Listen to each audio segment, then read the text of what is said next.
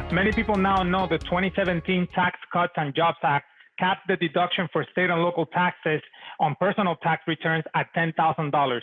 On top of that, states have been increasing their personal income tax rates over the years, which is particularly costly to clients and people who live in high tax states such as New York, New Jersey, California, Oregon. So relocating to an income tax-free state can be a great idea for high income earners or anyone really looking to keep more of their earnings each year, and for retirees living on retirement savings. So there are 7 of them. They are Alaska, Florida, Nevada, South Dakota, Texas, Washington, and Wyoming. Also, New Hampshire and Tennessee, they do not have tax on earned income, your wages, but they do tax your interest and dividends from investments. That's the main one. The key advantage is that you would save more of your hard-earned dollars, use it to build your wealth, pass it on to your family. You can also increase your standard of living. If you can imagine, a home that costs X amount of dollars in a high-tax state, you could probably get a bigger home, increase your spending on that when you move. Also, when you're in retirement savings, that means your savings will last longer once you're in retirement, and your Social Security will not be taxed at the state level. There's also, on the other hand, you have some tax-free states that you have higher sales and property taxes. So you have to really think about that, and we always recommend partnering with an advisor to help you figure out the details.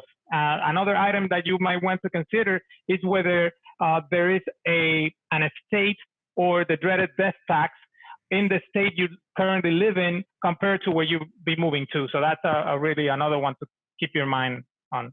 I want our audience to think about this.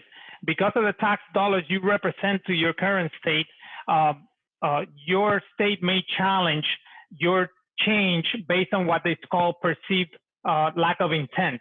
So keep in mind, you cannot simply pick up, declare, I live in Florida now, or I live in Texas. You actually have to document this move to your new domicile. So there's several steps that you can take, and we actually have a whole checklist that we're happy to share with our audience.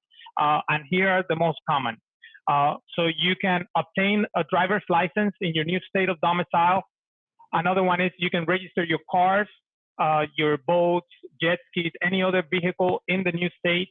Another one is you could change the primary address for your credit cards and your utility bills and your insurance policies as well.